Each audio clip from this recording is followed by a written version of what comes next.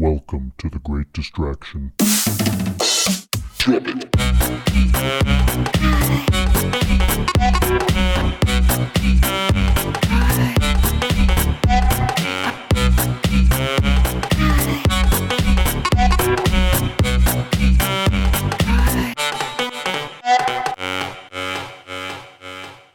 Hey folks, welcome back. This is The Great Distraction, and today the topic of discussion is the maker culture.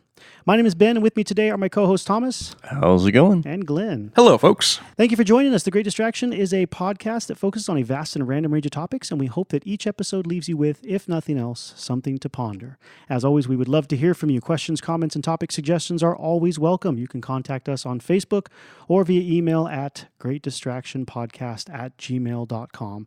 And just a quick reminder, if you are listening on an Apple device, please take a moment to leave us a rating and review. We're trying to get those numbers up a little if we can.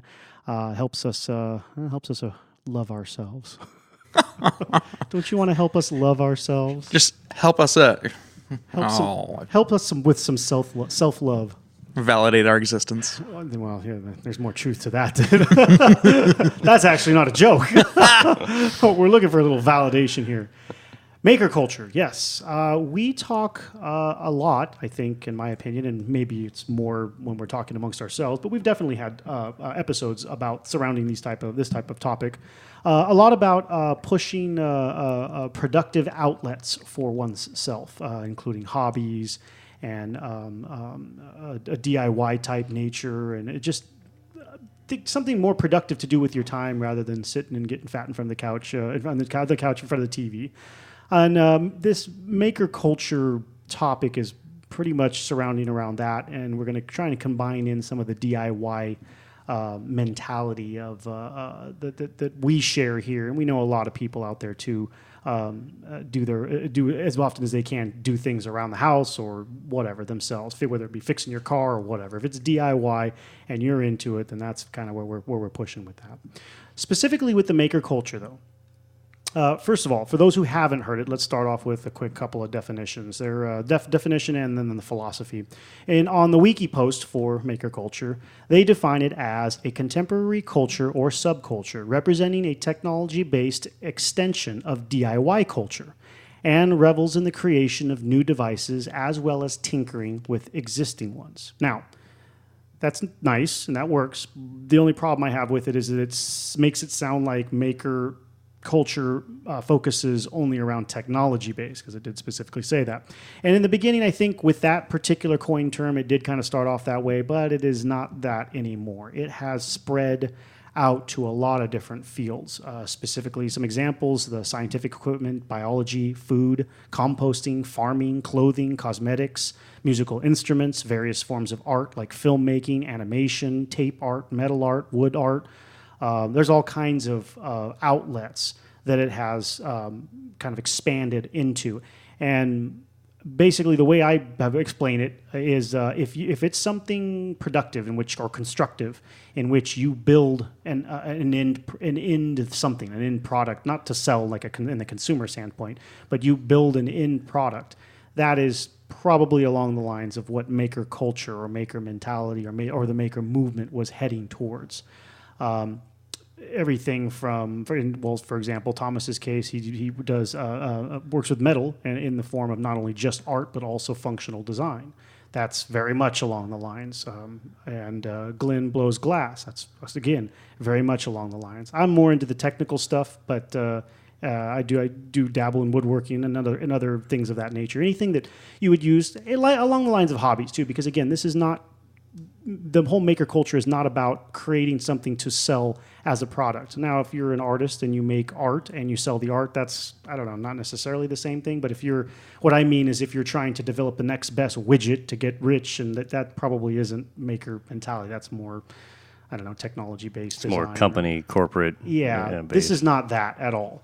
And as we get more into this, and we explain a little further what this is reaching into society and our culture, I think you'll understand that there's more, much more to this than a consumeristic point of view. In fact, yeah, I think in our opinion, it's anti-consumeristic in a lot of ways too. So that's why we wanted to talk about it today and put it out there to make sure more people knew about it if you were not aware of it. Let me go over the philosophy too. Again, I think this is also from the wiki page. I can't remember where I got this from. The maker movement is a social movement with an artisan spirit. And that's really a nice way of putting it. Promoting equity in the maker movement is fundamental to its success in democratizing access to STEM and other tech-rich domains. And for those that don't know what STEM is, it's STEM. It stands for science, technology, engineering, and mathematics. And typically, in the STEM community, it's anybody who works around or studied, went to school for, or who is promoting or putting their kids through school, any educational endeavor or job endeavor that involves science, technology, engineering, or mathematics. It's like a coined term that they categorize those. Physical sciences, I guess. Yeah, I mean, it's sort of a blending of those, because what I've noticed in the maker culture that I've been exposed to is, like, you've got a lot more emphasis on science and math with children. Yes. To get them to be engaged into things that they may not necessarily be involved with. Exposure, right? And the exposure, and it also gives them something to create. Yep. Something to do. And as far as like teaching children, as anybody knows, kids get bored really quickly. And one of the things that the maker movement is sort of doing is, because it's bringing together science, engineering, mathematics, and stuff.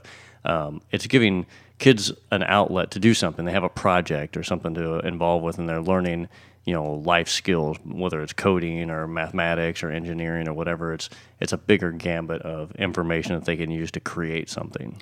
Yeah, a lot of the maker culture is targeted towards the youth, K through 12. However, it extends much, much, much bigger than that.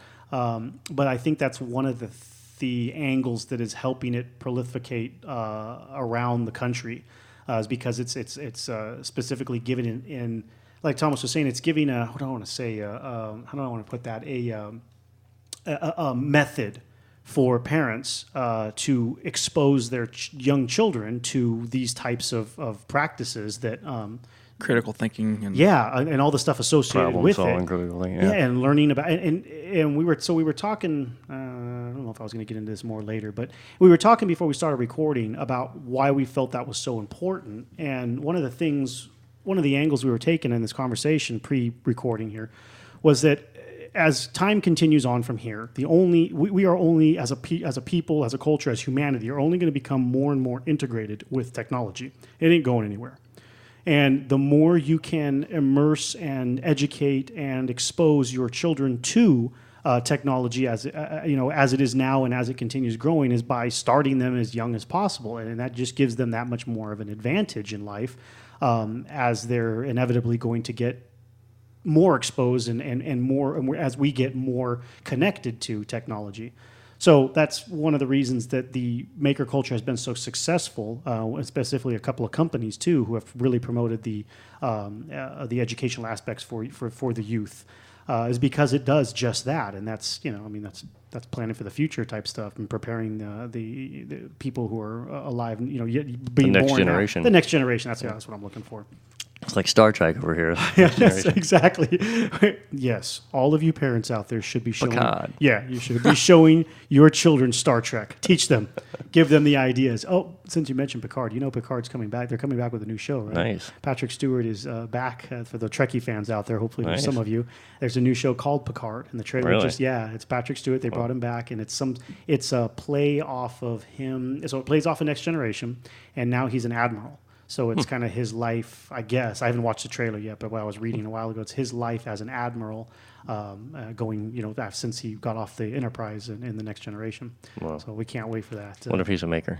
They have replicators. They don't need to make anything anymore. That's true. Well, that's where we're going. Once we get to that point, we won't need any of this. Yeah, dude, 3D printers are like the first level of replicators, man. Pretty I mean, much. it's so crazy. I just picked one up. I just literally just got it. I haven't even set the damn thing up yet. But the idea that that's one of the things that kind of gave me the final push is the things that you can just download. Like, dude, that's a Right. really cool like part or piece or toy or whatever the heck it is. Oh, here, take the file and go print on your printer. Like, holy crap, it went from a file to in my hand. Yeah, and that's one of the things I was reading too when I was reading a little bit about the education with a lot of schools and stuff that are introducing more of the maker kind of technologies. Like, if a kid can go to history class and learn about something, and then they can go to a science class and try to make it and 3D print it.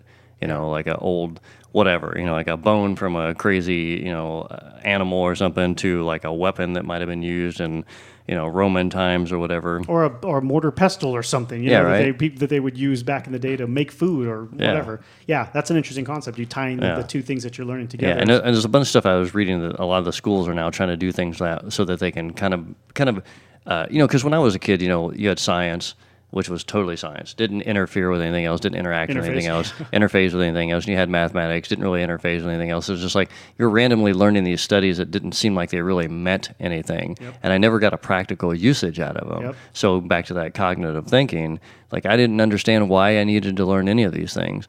So that's one of the things that seems like it's really cool about the makers movement is schools that are adapting these things that can afford to have like 3D printers and stuff like that, which they're starting to be way more accessible and affordable for anybody.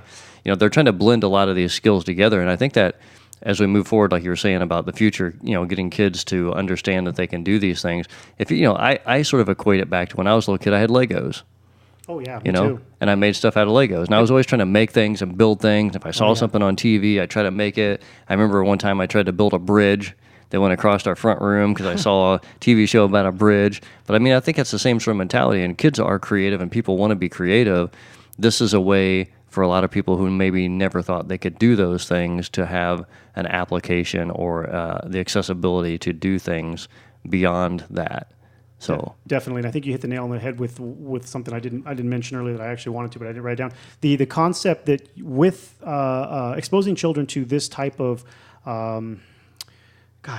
these type of activities can teach them multi-faceted projects. So, and what I'm trying to say is, kind of teaching them you can expose them to the concept of planning, designing, prototyping, building, finalizing, and refining. You can so in a single project where they're making something. Right? It can be so many different things, but you kind of like what our science fair projects should have taught us back in the day. But that was just science-based. There's other, there's many other, I can't think of the word I'm looking for, not practices, but anyway, there's many other facets involved in that whole process. And that's one of the things that people who get into the whole maker culture, you learn, because you have to do every step necessary and do all the individual parts to get to the end result, whatever that may be. And that's a cool concept to expose. You get that, okay, well, I'm learning history here, and I'm learning, mathematics here, and I'm learning biology here, and and if you find a way to tie it all together, all of a sudden it makes the whole thing, gives it a point, for one, and for two, it gives it, brings it all together. So when I was in high school, way back when, my favorite class that I took, and this was new to the school when I was attending, was a Principles of Technology class, which essentially was an applied physics. Oh, nice. So we study a concept, a principle, and then we do an experiment to test that principle or whatnot. That's cool. Build trebuchet or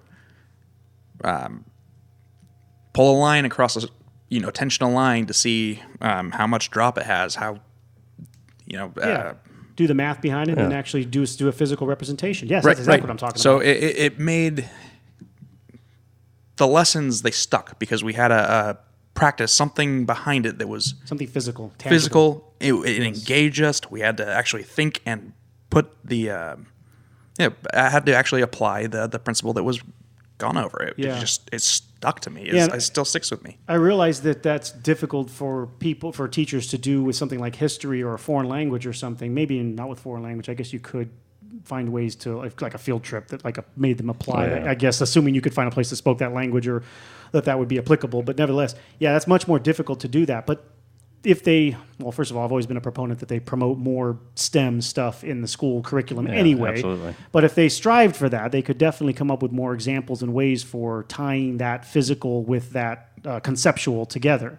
And that not only is just to benefit in and of itself, but also a lot of people don't learn by just reading; they learn by doing. And sometimes when you're reading or presenting to a classroom full of kids a concept. It can be boring. It can roll off. It can just, they're just not picking it up. But when you give them something physically to apply it to, all of a sudden it's like, whoa, you'll hit the ones that don't learn good from book learning or from. Another thing too is if it's something like, like my nephew, he took a robotics class when he was in high school. And so they did a little bit of electronic stuff. And I guess it would be sort of in the maker realm of things because they were doing. We had electronic class too. Yes. Yeah, but maybe a predecessor to some of those maker sort of mentalities. But I remember that was the only thing he ever talked about. He hated every other class, didn't like going to school, but his robotics class, he was there constantly. Yep. And they had an after class thing that you could do or whatever, and he was all about that. But it was just, it's engaging someone's mind because they're making a tangible item. Yeah. When you read, just like you were saying earlier, like I used to read constantly, and I would try to read and learn things, and I would pick up a little bit here or there, but it's nothing like the actual physical doing. Yep. Something or making something. You can explain to somebody the theory of relativity or whatever, and they're going, I heard your words. But until you actually do something, and that's what I think is kind of cool about the maker movement is like I teach welding classes at a place called Hacker Lab, which is a maker space here in Sacramento. And there's a lot of these on the West Coast, and I think when I first started noticing these, I thought of them in a way different manner because all of a sudden, like places like Seattle, Portland, where it was like expensive to have space, and if you were trying to start a new business or trying to be a creative person or even an artist or something, it was expensive to have space. So these things started popping up where a group of people would come together, they'd buy some woodworking tools, maybe some metalworking tools, maybe have some computers and stuff like that, and you could get a membership. And this is how I saw all of this kind of come into play. So these things would pop up, but I always thought they were kind of messy, and you're dealing with a lot of other people, and you're sharing space and things like that. But as they've kind of gotten a little more refined, you've got classes where when I was a kid, I didn't want anything to do with computers. Computers were super new when I was a kid anyway. So everything had to be coded, every little thing. And I was like, man, this takes so much time. And there was nothing to it that at the end of the day, when you were done spending 8 hours coding, you get to watch a little animated movement on the screen or something that was so a lot of work for a little bit of a lot of work for not much of a reward at the end of it. Result. Yeah. Whereas now is teaching kids how to do things so you can have electronic components that will maybe do an LED light show or something. Mm-hmm. And so learning the coding thing is becoming it's not not that I would say it was cool or whatever, but it's more acceptable. When I was a kid, it was boring. There's no reason to learn this. So I think interacting all these different things with science, math, and engineering and stuff, it gives somebody a tangible thing to build. And when kids can activate and work on something that's a project, it keeps them involved and it keeps their mind working longer. And you actually have a result for something. And to me, that's what the whole maker movement kind of started at. But if you look at it as a whole, I think it's super important because the way we're going as an industry and as an economy, we need small businesses. And one of the things that seems to be popping out that I'm exposed to having a small business and working with other creatives around where we are is I meet a lot of people who are going in and out of some of these like this Hacker Lab situation where they can go and learn a class or learn this machine or learn the job bot, which is like the CNC wood cutting thing, and then you can learn like a laser cutter, and you can learn all these different tools and facets. But what it does is it makes you able to create things, which leads to development of products for the future. It's small businesses. So these kids that are getting integrated into the maker thing, they're learning coding and learning all these things at an early age. This is really the next wave of our humanity. If we're going to build things, create things, have a small businesses and economy, we need to be more self-sufficient in things. And I think that's one of the things we're starting to see with this is we're not just throwing things in the trash like a lot of people do. We're rebuilding and rehashing and reusing. And maybe, hey, you can take this computer apart and use these components of it and make something else out of it. Yeah, the other thing too, with along the lines of exposing the youth to it, is not just for them. How do I word this? As technology continues advancing, people need to continue advancing their self-education on how things work, because you won't be able to have you won't be prepared for certain jobs that are going to be available. Many things are going to go away as technology continues advancing. And kind of like in the old days, if somebody was learning a tradesman skill, my dad fixed cars, I'm going to learn to fix cars. Well, okay, that's awesome. But by the time somebody who's 5 years old now is 25, they're probably, I don't want to say there's going to be a far less internal combustion engine vehicles on the road. So if you're raising your kid now on old technology, teaching them how to work on cars, they might not be able to survive, get a job, unless it goes to college or whatever. But, you can't really do the tradesman thing anymore. We're already there now, right? You need an advanced education before you can really have a career and do something in this world, because that's the way they structured it. It's going to keep moving that way. And it's only going to get more complicated. Now maybe you need a bachelor's before you can do a lot of careers, right? Well, in the future, it's going to be, you're going to need even further education and even more advanced skill sets. And if you want to work on something that exists at that time, like if you want to do what is considered now the tradesman skills at that time are going to be way more advanced. I mean, you're really going to have to know robotics, or you're going to have to know electronics, or you're going to have to know very in-depth chemistry, or otherwise you're not going to be able to fix the things or that are out there. And it seems like there's a lot more cross contamination of the different types of things. Absolutely. Like knowing coding and doing computer work in general, because computers have integrated themselves in so many other facets of our life that we're using those to build a design, or whether it's on CAD or a Photoshop or anything like this. We're using all these different programs to develop an idea. Whether it's to promote it or get funding for it, or to like work it out in an engineering program like a SolidWorks or something like that. So it seems like as we advance in technology, because we've integrated the computer as to be such a helpful tool, that's one of the things that the maker thing is all. You're always referring back to a computer. You can learn how to run the CNC laser cutter, the CNC wood cutter, or to program something, and it all goes back to that computer programming. But for me, when I was younger, the computer was one thing. It didn't really tie into these other things. Now it ties into everything. Yeah, and I think that's a really important aspect. Hopefully we don't focus too much on the technology aspect of this, because there is a strong art aspect to the maker culture too, and we'll get a little more into that. But while we're on it right now, the CNC thing for sure. That going forward, that everybody's gonna. I shouldn't say everybody. A lot more people than do now are going to need to know 3D design. Yes. Because it will stretch into all different facets of jobs.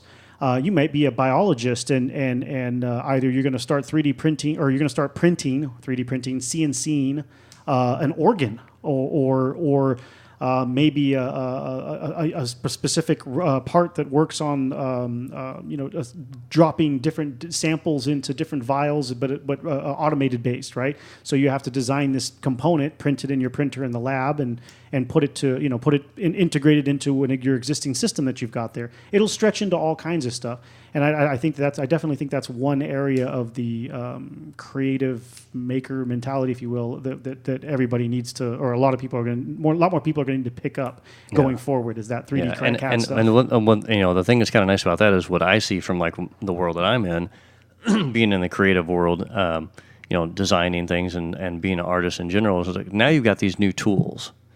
Like I've a couple, maybe 6 months ago, I had a customer come to me, and we wanted to build this table, and it was a perfectly round table, and I wanted to do this Lazy Susan that worked inside this glass.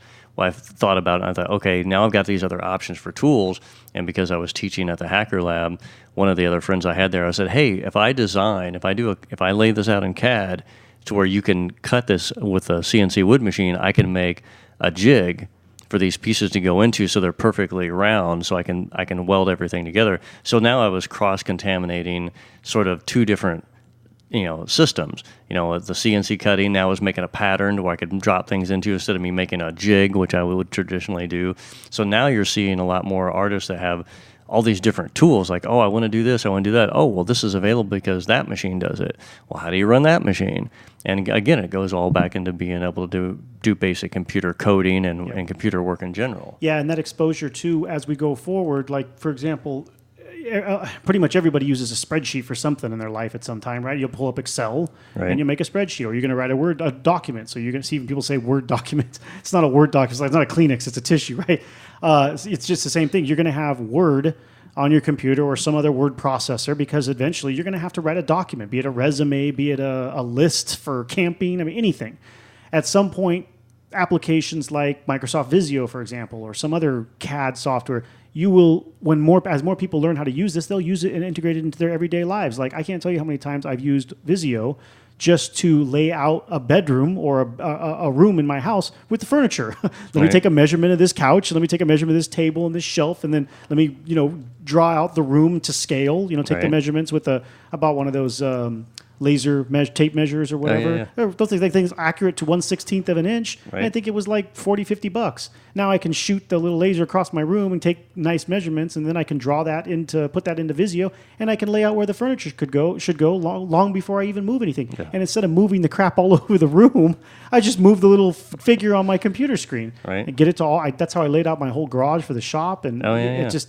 So that kind of stuff, that kind of integration into your everyday life is, what I think we're going to continue going to, just like we have, everybody uses Word and Excel now, or Google Docs, whatever you use. Yeah. You know what I'm talking about, spreadsheet software or word processing software. Who doesn't use those, maybe not almost daily? I don't know. I'm more of a pen and paper guy. And there's nothing wrong with that. I'm not trying to as a matter of fact, that may even become more of an artisan maker in the future. Right? As a matter of fact, one of the things I left off of the very big maker art outlets is calligraphy writing. You are producing something when you write beautifully. So handwriting isn't going to go away. But for a lot of tasks, what you can do with the information afterwards is kind of the advantage to doing it digitally in the first place. But by no means is it to discount the handwritten word. That's that's well, that's what I was saying before about with artisans being able to have these new tools in their hands. It opens up an enormous world. Look at digital art, man. Absolutely. Holy crap! The stuff that's from animation to 3D games to just the standard art, like just flat art, 2D art or whatever. Fractal art. Holy crap! All this stuff is all digital art forms. Yeah, because Glenn has an iPad that you do a lot of drawing on too, right? Oh, yes. Yeah. And what's crazy about that, like I started trying to teach myself SolidWorks. You can take things like that. You take that drawing. Now it's a file. Yeah. Right. What other kind of file it is, you can still import it into something else. Sure. Yeah. Move it through different applications and and then you can auto scan things and then bring it into so it's like. It's so cool because like with your drawing pad, you can go, I have an idea, or I will do a piece of furniture or whatever it is you have an idea for. You can sketch that and take those renderings that you're just sketching and transfer them into like a CAD program. Absolutely. And then start working on like a 3D thing, and then you can turn around and 3D print it. Yes. And that's actually one of the things. So Thomas and I were talking about this, and that's a good application for what Thomas does too. So. It's been sometimes it's difficult for Thomas to visualize some of the large pieces that he builds. Some of his stuff are 25 feet high. Yeah. You've got huge steel structures that he's constructed. And you can imagine that not only is that material extremely expensive to buy, he can't build and prototype every huge structure that he builds. Yeah. So he does pretty much everything he does in CAD design first. Google SketchUp, right? Yeah, I do a lot of SketchUp just for rendering, for 3D rendering for people because it's quick and easy. Oh, that's right, to show them what it might look like beforehand, right? Yeah. So you can. And then what's crazy is the first time I started trying to teach myself that, I was like, this is kind of cool, but it opened my mind to new forms, new shapes, things that I would never have done on paper. Yes, absolutely. So it gave me another tool. Again, it gave me another tool to create with and move things, stretch things around, and then get to that point like, okay, well, I want to laser cut things. Yeah. I can't laser cut off a SketchUp. You sort of can, but not like you can with a CAD program. So then it forces you to go, okay, well, I want to learn this, I want to learn that. Yeah. So that it influences you to want to learn more, do more, create things that give you, again, more tools that you can work with. Yeah, and where I was leading with the tools to work with is the next step now is I've got this, like I mentioned before, I just got this 3D printer. The next thing is we'll probably work together and he can give me a file of something that he needs a smaller model of so that at least he can see it three-dimensionally in his hands. Because sometimes the sculptures or the pieces he's working on are actually smaller. Or maybe he just needs to see a smaller model to see how it fits with another piece or whatever. So that opens the doors for utilizing these other tools as long as you're willing to continue learning and expanding your horizons as far as what tools you have to your at your disposal. At your disposal. That's what. Yeah, and when you look at too, like there's when we maybe a couple months ago something we were talking about the VR technology, and we were talking about how people are trying to make these trackpads where you can walk, and do things. I saw a show on a little bit on that, and they were talking to all these guys, and it's a total maker mentality kind of thing. And these guys are using all this different technology. They've got an idea, but how do we make this? We can't necessarily afford to just build it raw. Like back in the day, you would prototype and build something and, half scale. Yeah, you'd have to get funding and there's all these things.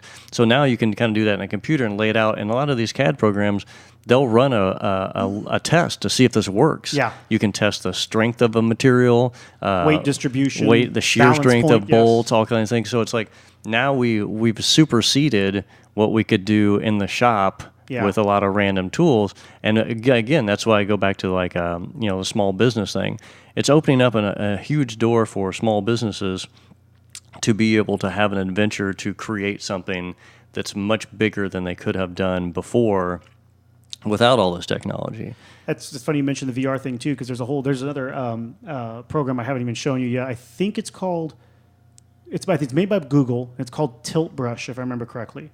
And Tilt Brush is it's VR. It's a VR application. You're in the zone.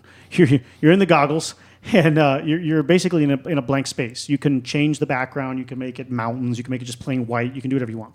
And you've got your two hands in the game, or it's not a game, in the application, and you can switch to different drawing tools. So you can actually draw out a figure in front of you, and you can rotate around it because you're in a three-dimensional space. Wow. So you can begin to shape sculptures this way. You can begin to... Now, it doesn't have tools like to draw... You can draw straight lines, but it doesn't have like CAD technology. Like you couldn't say, like, I need a line that's exactly 3.3 meters long or whatever, right? Yeah. It doesn't work that way. But what you can do is work in front of you in a almost like think of, I guess the best example I could try and say to represent it is if you're doing ceramics and you're on a wheel and you're sitting down in front of the wheel that's spinning, right? And you're forming your piece with your hands and building it up, right? Well, if you wanted to, you could get up and sit on the other side of that piece. I don't really know what advantage it would give you in the spinning ceramic application, but if you imagine that you were drawing this with your hands in virtual reality, you get up and you look on the other side. Maybe you get below it and you look up inside of it or on top of it. You can do all of those things.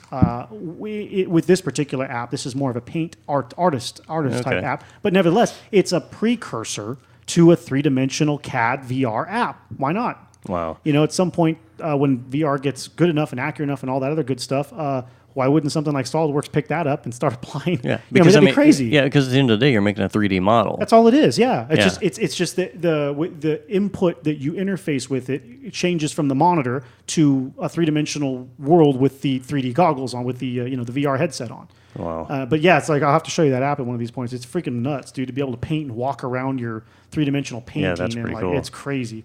Yeah, I was really, really impressed with that. And it's only a matter of time before... Oh, well, this isn't Maker related, but along the same lines, there's one where it shows the basically the whole celestial everything, the universe, and you can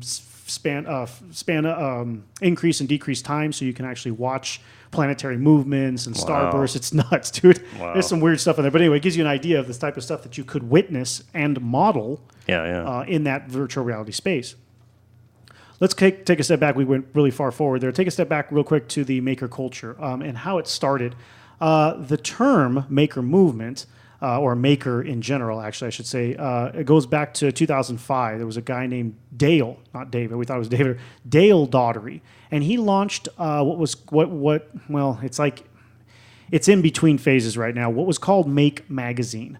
And that was designed to serve the growing community of the makers. And he kind of coined the term maker from that. So, and I've always had a little bit of a problem with this because this is a very commercial aspect to something that maybe wasn't so commercial. However, the benefit to that is that when you do push that consumer angle, you reach a lot of people. And with that, you pass the idea on. And that's the good part about that.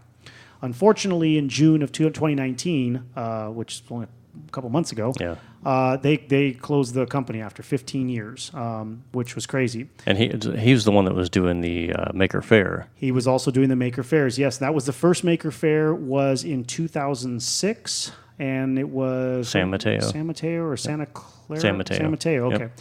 I've been to one of these. I think it was in Santa Clara, the one I went to, but maybe it was in San Mateo. I don't know. I've been to the one here in California in Silicon Valley area. Yeah. It was insane, man. There was way more families than I expected. Right. I didn't realize at that time I didn't know much about the maker movement, and I didn't realize how much they were targeting K through 12. Which when I got there, I completely appreciated that, but at the same time, I don't have kids, so for me it was kind of like, well, a lot of this is for the younger crowd, which is amazing that they're reaching them and exposing to that. I love that part, but for me it was kind of the maker movement does not just include children. There is tons of stuff for as advanced as you can possibly get in life.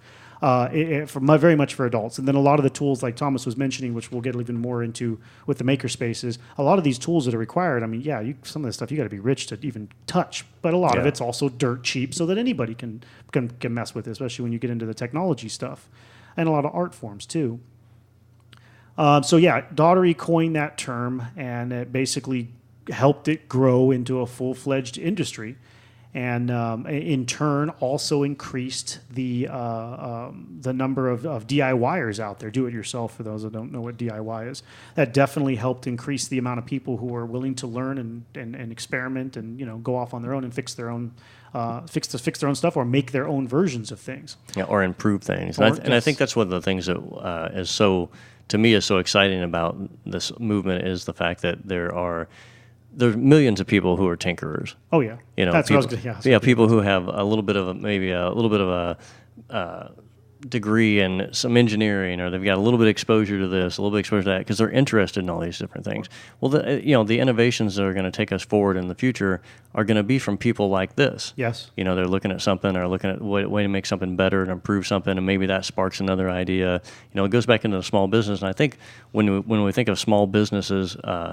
In general, I think that we're moving into a phase where we're turning the small business into more of this is the creative people that are going to change the machinery that we use in the future, our everyday things. And the fact that 20 years ago you couldn't design a 3D model or do these other things without either working for a giant company or being involved with $1 million machinery or whatever. And now we're bringing these things down to the scale where everybody can kind of think and create an idea through like CAD programs, 3D printing. So the options that we're moving forward to get to be able to have in our near future of just creative people, they're astonishing. Yeah, that is totally something that's feeding this industry too, is the accessibility of all of these things as things get cheaper to obtain for the average person, the average consumer. Or I shouldn't say that, just the average person. But you hit on something else too I wanted to emphasize on. This concept is old. Just because they came up with a commercialized term to market it, i.e. maker, being a tinkerer has been around forever. Oh, and these the same people, generation after generation, for whatever reason they got into it, who would have been tinkerers back in the day, just like experimenting, the old guy in his garage with a whole bunch of crazy shit hanging from the ceilings or whatever. Right. That's the same type of person who's doing this. The difference is we have more capabilities now because of these tools that are more accessible to people, be it because of price or be it because of entities that give you access to them. And you expose children to it, younger people to it, so that they get even more advanced as they grow up.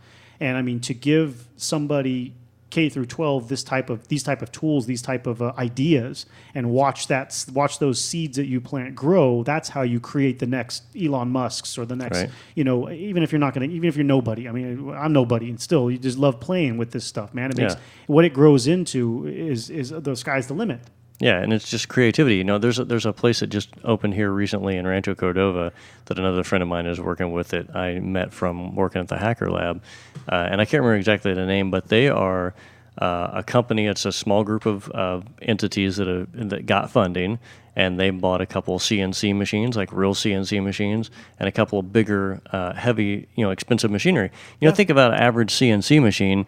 Not who's got an extra $150,000 to spend for a higher end one. Oh yeah, you can get them down to 20, 30 grand, but that's still 20, 30 grand. Yeah, still 20, 30 grand. Yeah. So now you've got the technology with 20 years ago when I knew friends that ran CNC machines and stuff like that. They were like these advanced computer people that had taken all these classes and courses or whatever. Well, that information is getting a little bit more accessible and easier to digest and easier to work with, especially if we're teaching younger children. Yep. So now these machines, what's happening, what I'm seeing is there's these little groups that will get funding and they'll buy 3 or 4 of these machines and start a small business where everybody can pay a membership. Yes. And you can work SolidWorks and you can come up with something. Hey, I want to cut this. I want to make this out of aluminum.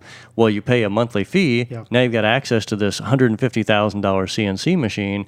You can prototype what you're trying to do. And these are the people who are going to, in my opinion, these are the people who are going to be the next inventors, the next wave of changing our everyday appliances or everyday things. I mean, people, the scope of people's ability to be creative and think and be ingenuitive is beyond recognition. Yep. And now that the tools are being put in the average person's hand, it's taking it away from, you don't have to spend $6 million R&D to make this product anymore. Now you got this 12-year-old kid that's got a crazy idea. Yep, with a $1,000 3D printer, and right? he's going to make some crazy widget. And it happens all the time. If you've never heard of Kickstarter, get on Kickstarter and take a look around for a few minutes. You will be inspired by the crazy stuff people make millions of dollars off of with a simple idea that they thought was probably not going to go anywhere. Right. Forget Shark Tank. Go do it yourself. Yeah. Crowdfunding is what the concept of Kickstarter is, and it's amazing. It's built all kinds of new stuff, help people build all kinds of new things. Yeah, and then too, the accessibility of this is going to change other people.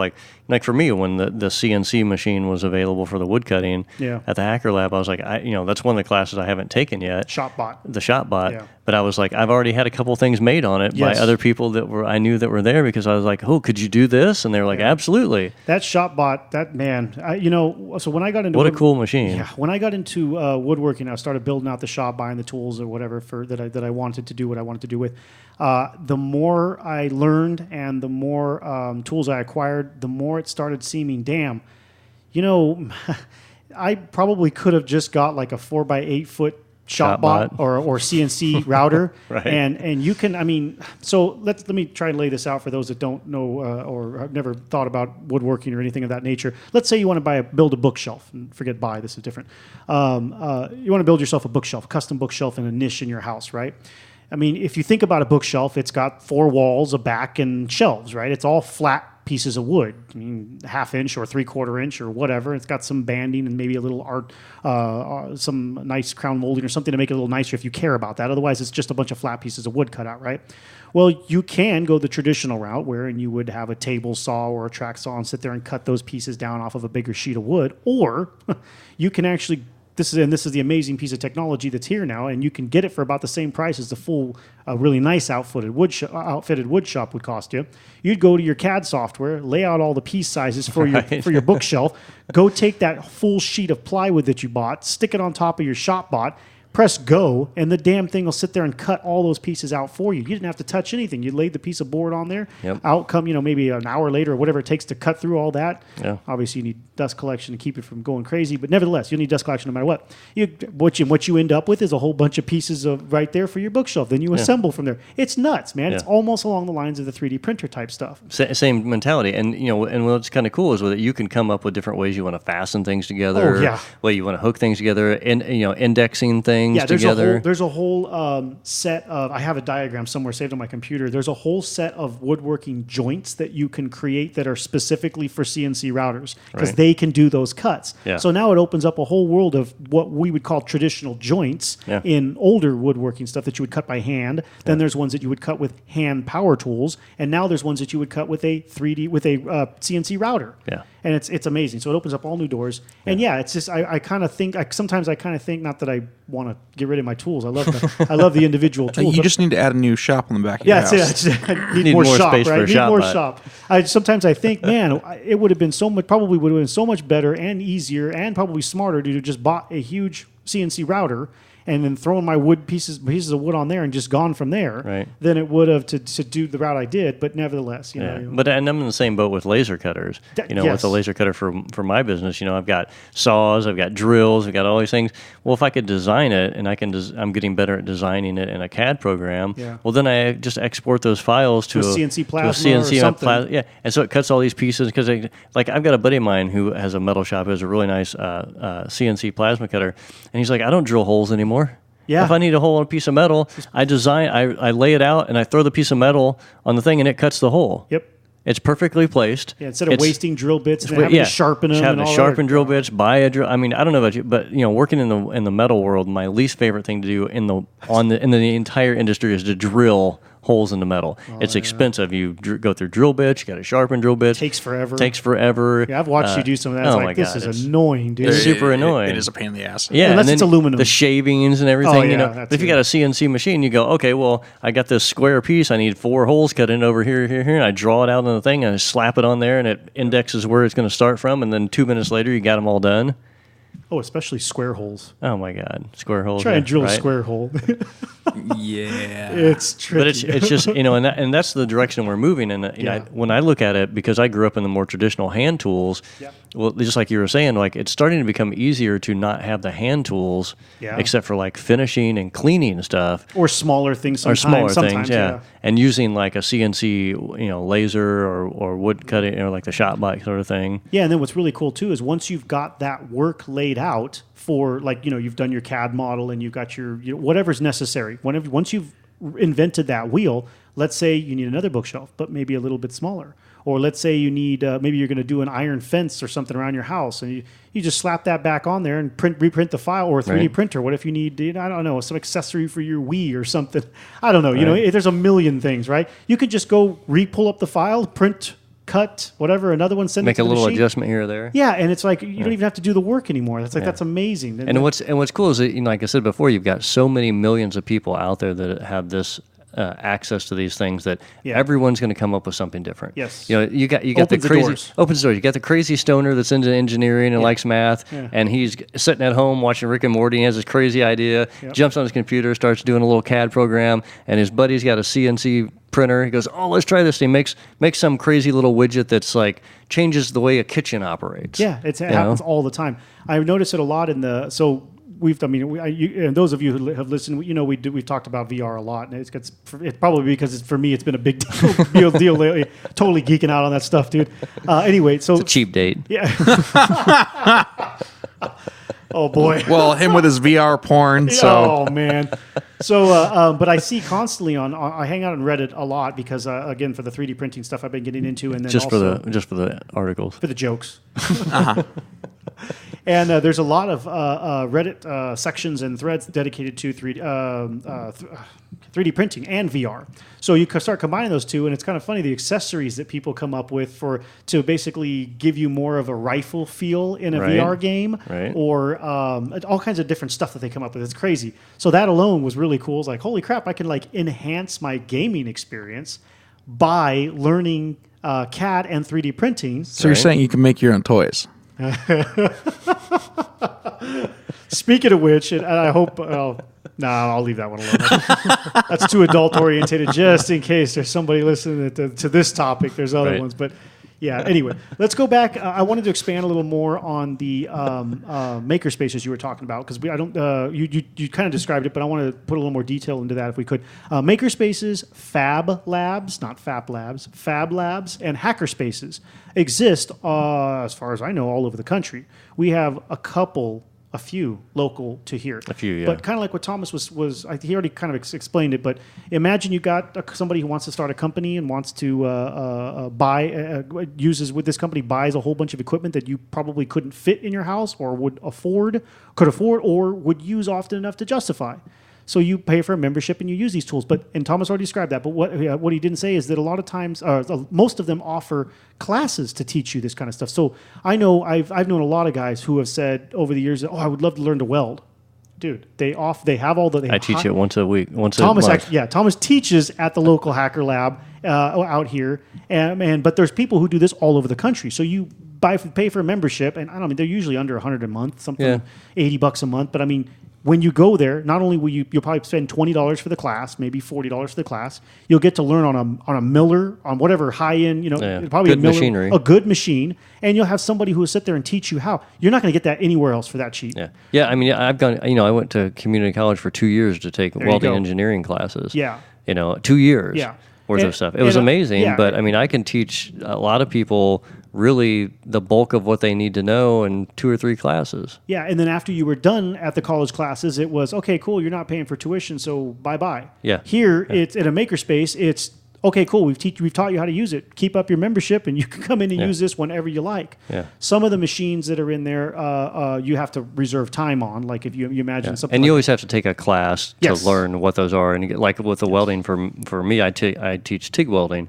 So if you want to use the TIG welding machinery, you have to take the class, the introduction class that gives you the basics, and then the teacher has a sign off that says this person was capable of doing this and they feel comfortable with letting them do it. Yeah. So, like the shop bot, that's a couple of classes that you have to take Yeah. to really be signed. It's a $35,000 Yes. machine. Yes. So I mean, there are, if you're smart, they're paying attention to that. But think about that for a second. If you're a tinkerer or you're a craftsman or something, you like some crazy ideas, or you want to make the bookshelf. and you want to make the bookshelf, whatever, you spend, if let's just say you spend a couple $100 in classes. Yeah. Now with your membership, you've got access to this machine to build anything you want. Yep. And what's crazy is, like some of these creative spaces like the Hacker Lab and stuff, sometimes they are really busy, but most of the time they're not really that busy. Yeah. When I teach 1 day a month, and usually there's some people around there, but a lot of times I go in there and it's a little bit of a ghost town, Yeah. because most people work 9 to 5 jobs or Yeah. whatever. So it's like there's a lot of times where you can get in there pretty heavy where these machines are not being used, and like the Take the day laser off. cutting, like the laser cutting machines, you can cut leather, you can Oh, cut yeah. wood, you can Oh, cut yeah. plastics. So I mean, if you have an idea and you take classes to learn some of these things, now it just opens up this possibility that you can work with. I never thought about working with acrylic. Oh, Yeah. now I can cut it because I know how to run this machine. Yes. That's really cool. What's just a ballpark price point for membership in one of these type places? Under $100 a month. I don't. Well, I think the Hacker Lab just went up a little bit. They're Oh. about $125 a month. Okay. And sometimes they have different levels too. Yeah, and also too with the classes, depending on what classes you take, the classes, if you're a member, you get a discount on the classes. Like my welding class is $50. If you're a member, it's $30. But that's a 2-hour class. Yep. To get into something. So a lot of these things, you're going to spend a little bit of money, but comparatively to I went to community college to learn a lot of these sort of things. I went for years at a time. Spend way more time and money in. And you don't have as much hands-on training. Like No. my class, I max it out at 5 people. So I'm never going to have more than 5 people in a welding class. So you can get a lot more attention to that. And it's the same thing with like learning the shop bot and some of these other things.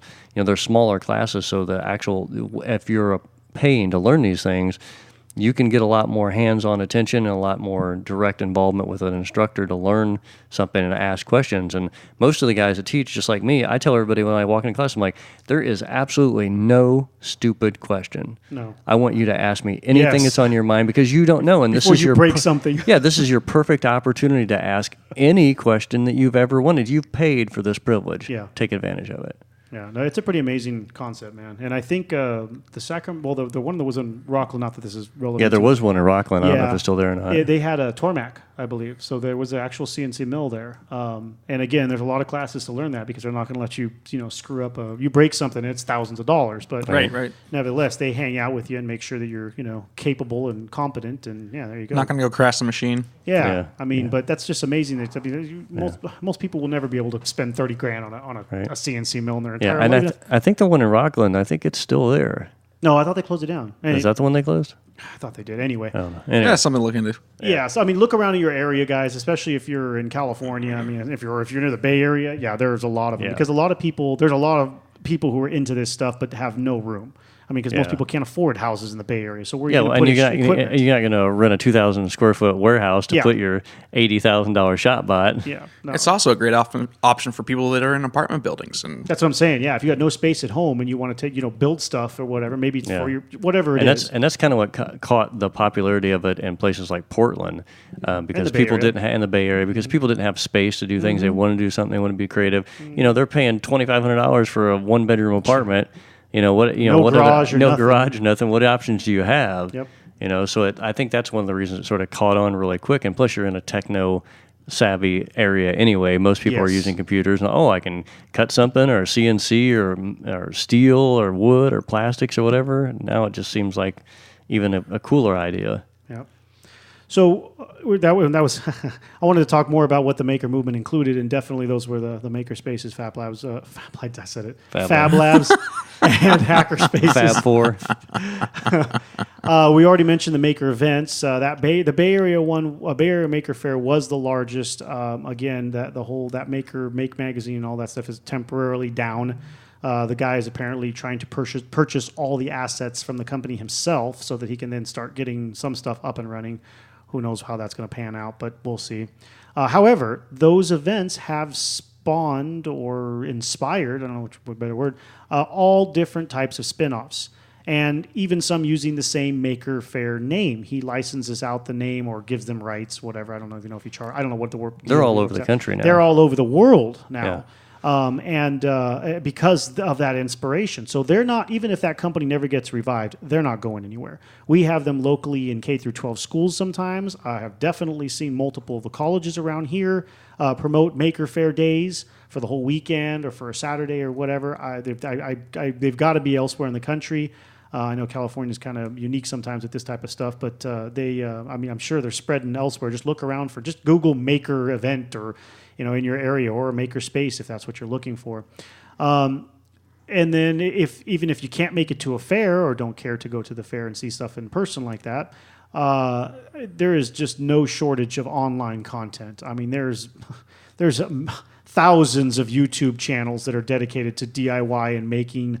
Making mentality. There's Reddits. There's Reddit threads. There's forums. I mean, look around for stuff, guys. Just Google Maker, and you'll find all kinds of cool stuff. I know there's several. I know of several huge YouTube channels, guys, millions of followers. That's what they do. They just make things, and they've gotten very famous at it. Like we already mentioned, school programs, and so a lot of K through 12 are integrating programs. Thomas already mentioned that, integrating programs into their curriculum for K through 12 that are maker orientated. They can, because they also see the benefits to it. And then there are a number of this is kind of what I was alluding to here with all this. There's a number of break-off companies that have started. I mean, I don't know if I'd say they were directly created because of the maker mentality, but they definitely play off of it, and they definitely feed off of the DIY nature as well. And as people become more capable by doing more of this type of stuff, they become more empowered to work with companies that feed off of this industry. And one, not to promote, but what they've been doing lately, I've been kind of keeping an eye on. I've known about them for a long time, and if you've ever tried to fix anything, like maybe your phone that you busted the screen for or your laptop that you dropped, you've probably seen their website or one of their videos, ifixit.com.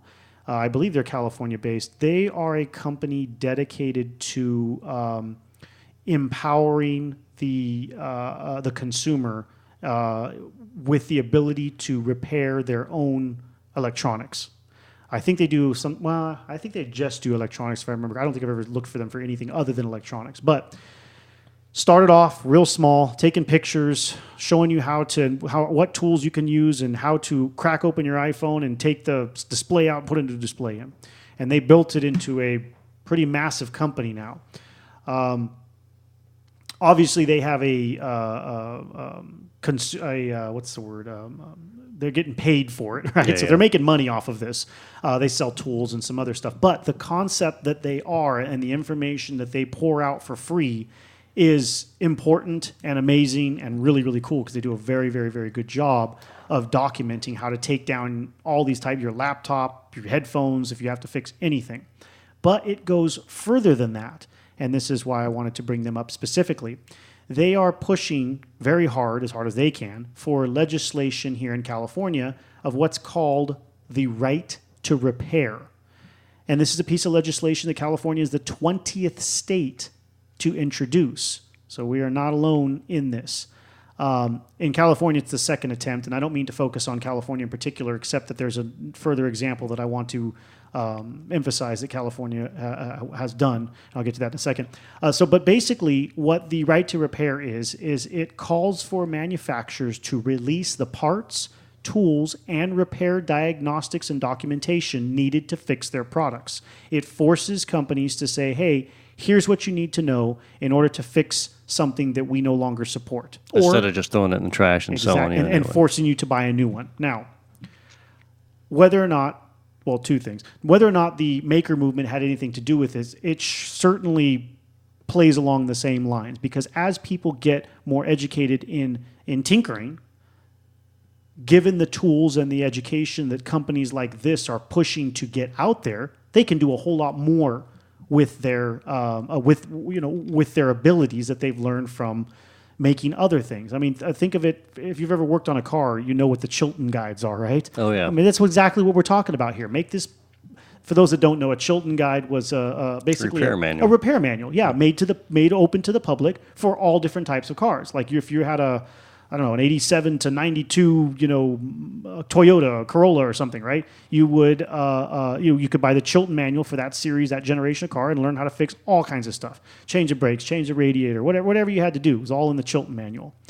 That's what we're looking for here with our electronics. Same concept. Now, in California, the second attempt that they've tried, this is kind of interesting, they're working under the Lemon Law.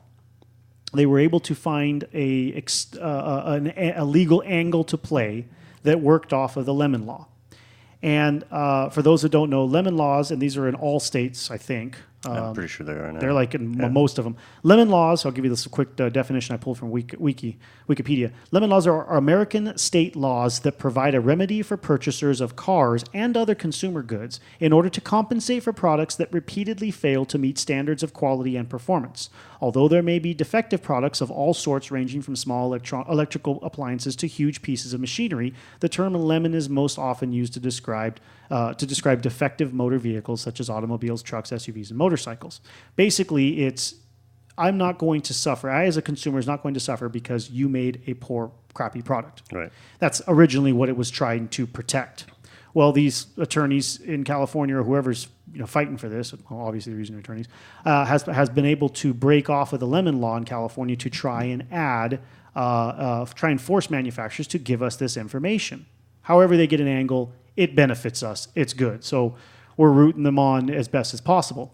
An interesting thing, and to show you how successful this can actually be, in California was able to force I don't believe this was through the Lemon Law, but it definitely does apply only to California. California was actually able to force Apple to provide parts and labor to repair Apple products for 5 years after the product is no longer manufactured, if the product was bought in California. Wow. So let me reemphasize that. Apple, what has been the biggest corporation, the most powerful corporation in the entire world, competing with the oil companies as the top corporations in the world.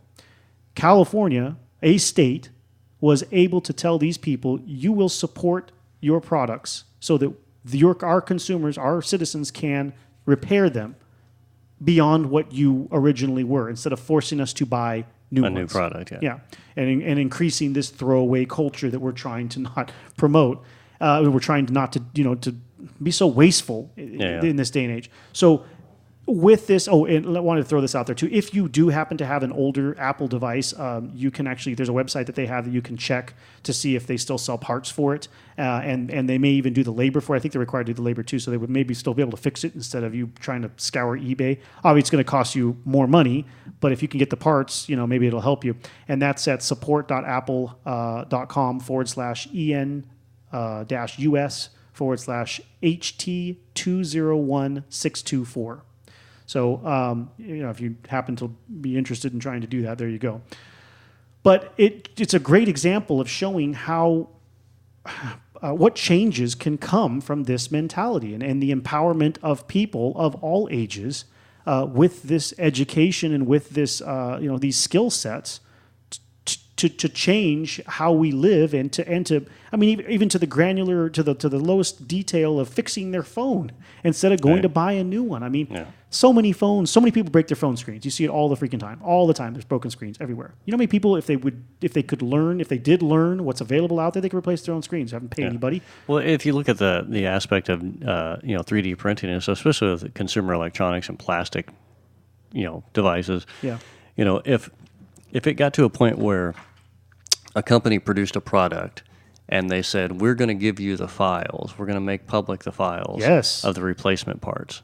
Because that's where this is going to go. I mean, one of the reasons, and people don't know that much about the history of 3D printing, one of the reasons 3D printing kind of became a thing, and we can go back to thinking space exploration and NASA and people like this on some of these things, is because one of the driving factors was if you have a spaceship that needs something or needs a tool or needs to produce something in space, they can't carry everything that they need. One of the original ideas of the 3D printer was we can send you a file of what you need to print, and all you're carrying on the ship is plastic or whatever that you're producing the part for. So they could produce a material or a part or something that they needed, something that broke, say, on the spaceship. That was one of the determining factors that kind of pushed the 3D printing thing. And if we take that further as we start to progress in things, like I was saying before, if a company said, we'll build this product, we've R&D'd it, we've designed all this, everything's designed on computers now anyway, so there has to be a file for all these different parts. So if a company was to say, we will make those, maybe you have to pay a couple bucks here or something to get that file or whatever, but we're going to share this information. So say you're, the $1,500 computer hits the ground and the plastic cover on the side of it breaks, instead of not being able to get that or throwing that brand new computer in the e-waste, which produces more trash, you can go online and download the file to 3D print that replacement part, and it'd be from the manufacturer. And I feel like that, with the conversation we're having about the repair thing, I feel like that's sort of the direction it's going, because all of these little pieces are a file. Yep. I mean, really, that's all it is. If I somebody make a part, catted it out. Somebody had to cat it out. Yep. Yeah. So that and it will. If the mentality is we start to change our mentality, I think that's something we are doing in the culture now. We talked about plastic bottles in another episode. Millions of people are still throwing plastic bottles in the trash, but millions of people are also starting to think, wait a minute, this is a bad idea. Yeah. And so but for a long time, companies have had the control. We don't have an option to do this. We don't have an option to fix something. So we've had to throw this away. It's a designed purpose so they can make more money.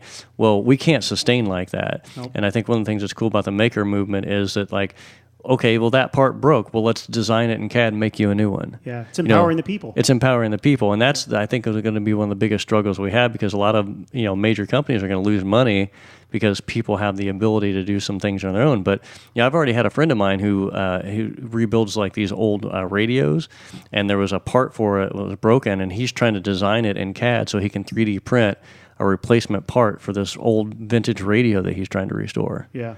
There's no CAD program for that. There's no file for that. He's going to write that. Yep. And if anybody out there who works on like SketchUp and things like that knows that, like, people just write programs to design stuff just to share them. Yeah. And there's a lot of programs out there you can share. We call it open source. Open sourcing. Yeah. So if you could do that on parts, and I think it's going to be this maker mentality that sort of pushes those sort of things. I mean, look at how much better we could be as far as being environmentally friendly, not throwing things in the trash, reusing things. If you could fix something, the case on this thing broke.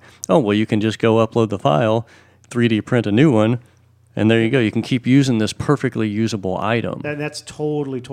And, I feel like we're focusing too much on the 3D printing thing, but it's so amazing. But it's a huge part of it, and it's such a good infancy right now of how big it could possibly grow, right? But in the maker culture period, sharing information for free is totally the thing. Open source, crowdfunding, all of that stuff is crowdfunding is a little more commercial, but nevertheless. But the open source thing, it's all about giving stuff away. This is how I did this. Here, check it out. And then, oh man, I played off of what you've got, and here's my design. And I mean, it just, things grow and snowball into crazy stuff until you're able to produce some stuff in your house that's like way more advanced than you ever would have been able to do before. I was watching this YouTube video just last night about a guy. I had never seen this before, and I didn't know this existed, but you can buy paint. It's like a 4 or 5 layer system to paint your own electroluminescent displays. What? It's nuts, but it's like five different chemicals that you spray, right? You're creating a dielectric layer, you're creating a insulating layer, and anyway. And you can spray it he sprays it in a little tiny airbrush. It's like $450 for the set of bottles but I mean, it lasts a long time because you're just spray painting. And he made these crazy, he was using transparency. Remember old school like overhead transparencies? Yeah. And he was spraying the designs that he used a vinyl cutter, made the mask or whatever out of the vinyl, put it on there, sprayed his design, peeled it off, started spraying the layers on there, and when he was done, he put a charge on it, and he could make a glowing logo. And he said that this is getting real big in the auto industry, modding industry, because people are painting their cars with glowing electroluminescent paints with designs that light up, sick. right? Really cool. So my point behind bringing that up was, though, that's some advanced R&D Yeah. that previously could only be done by a company that's got buku buck to dump into that. Yeah. Now, it's expensive. Obviously, it's going to cost you an airbrush, a compressor, all these chemicals. But that's nothing compared to $500-$600. $30 million Yeah. that somebody has to put into, and that's the thing I see a lot of companies too, like in pharmaceutical is a prime example. They say, oh, we spent, $30 million R&D in this drug or this that we whatever. could sell you now. That we could sell you. And that's a lot of times that's not true at all. I mean, so many products are out there that they can alter or adjust, or you take this, or especially in like the car industry, all this component or this or that, we want to do something a little different. So you're just advancing and changing those things. But to have the private population, I mean not the private, but the just average citizens be able to general population be able to take something and go, I don't like the way this works. I want to work on it. I want to do something. Those are the changes that are going to be astronomical in the future of our development for everything from electronics to any application we need for anything. Yep. And I can see. Some major corporations maybe not being super happy about this. Yeah. But the way the world's going, it's the people that are going to be moving us forward. And that's what I like about the maker movement is the fact that there's so many people out there involved with it that it doesn't a spoon, a plug, a light socket. I mean, a microphone stand, anything you want. Somebody's interested in it, and somebody's going to change it or make it a little bit better, or at least make an open source file. So that you can do that. And that was one of the things like with SketchUp, when I first started doing rendering for clients on SketchUp, I was like, I did this thing and it was these lighting posts for a bridge. And I was like, I want to put a car in there. And I was like, I went on and open source, there was a car. Yeah. A file for a car. Yep. Somebody had done. So I added that to my presentation, and they're like, oh, you have all these crazy things. All I had to do was open source and get these other little parts and pieces. Yeah, 3D Central, right? Is what 3D Central, I think, is the one for the repository for SketchUp. Yeah, the guys do that with their wood shops too. The completely 3D model. It's like, oh, who made a miter saw? Oh, that's actually the DeWalt miter saw that I have. Cool. Right. There's the model. Drop it on the table over here that I designed. Who's got a bandsaw? Oh, there's a bandsaw somebody designed. Oh shit, that's the jet one that I've got. Oh, okay. So they have the exact. Sometimes they'll have the exact models that you're looking for. And I've talked to you this too about before about designing. So I designed a mobile base for one of my tools, and we had a water jet cut out of steel. But one of the companies, McMaster Car, now they have CAD files for damn near every single. If you've never heard of McMaster Car, they sell a lot of hardware, gears. If you're pulleys. a maker, you probably know it. Dude, everything. They're amazing. Everything you can imagine.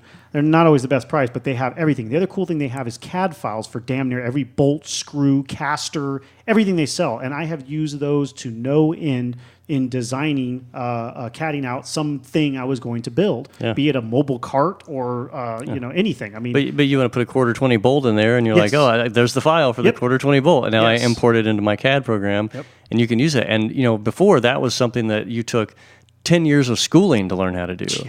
Yeah. Now that we're in this movement of trying to open source this information, we're teaching kids how to do this. Yeah. So the next generation is going to be so much more able growing to up do with that. Growing up with that information. And to me, I mean, not everybody's going to be interested in that, but I think a lot of people obviously are.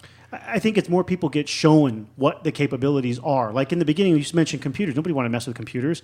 And then, fast forward 10 years. Okay, word processors around. Well, I don't ever really type anything. I handwrite everything. 10 years later, oh, crap, there's nobody hands write anything. It's okay, right. Well, now I need that tool around. As time keeps going, people will get more. They have to get introduced to the general concepts in their heads. Once they have it in their head, they think, damn, I think it's time for me to get a 3D printer, or I think it's time for me to get a computer because I can be doing my billing, my online banking there. I can order from Amazon. You start coming up with reasons, or you start understanding why it is people use and why you can use these things. Yeah. It's going to be the same way with these type of tools. Maybe at some point they're going, man, I would really love to be able to build this for over here in my garden or my whatever. Right. If I just go learn a CAD software real quick and then, not quick, but if I start learning the CAD software and then I get a 3D printer of some sort, whatever, something along those lines, some tool, I can do it myself. Not unlike the homeowner every homeowner who does their own stuff to some degree got to have a power drill, a cordless Right. drill. Usually, Just a tool. Yeah, usually you got a circular saw, right? I mean, usually you got some sort of a workbench or something. I mean, unless you're going to pay somebody to do everything in your house, which I guess if you got the money, but or want to waste the money, I should say, spend the money on that. Yeah. But hey, anyway. Yeah, but it opens up the options for people to be able to learn more, do more, produce more, less waste in general. If we're able, like I said before, we have a culture now where we've trained people to think, oh, that's got a scratch on it, throw it away. And that's really harmful for us in general. Yep. And one of the things that's kind of cool about this mentality is everybody's like, well, how can I fix that? Maybe I can polish that. Maybe I can buff that out. Maybe I can make a new one. Maybe I can 3D print this. Yep. That to me is exciting, and I hope that stays as a forward motion for this. Yeah, absolutely. Well, on that note, we're a little bit over our time. We hope you enjoyed that and hope it gave you something to think about. And until next time, thank you for listening. Show notes and other info can be found at our website, greatdistraction.com. The Great Distraction is listed in iTunes, and we greatly appreciate it when our listeners take the time to look us up and leave us a 5-star rating and review. That helps our show grow and motivates us to continue producing content. If you'd like to get in contact with us, you can do so using the email address, greatdistractionpodcast@gmail.com, or via our website. We're always interested in hearing any thoughts, comments, or questions from our listeners. Keeping up on the latest from us can be done in several different ways. You can add us to your favorite RSS feed tracker. The link is available on our website or in iTunes. Or you can also follow us on Facebook and Twitter.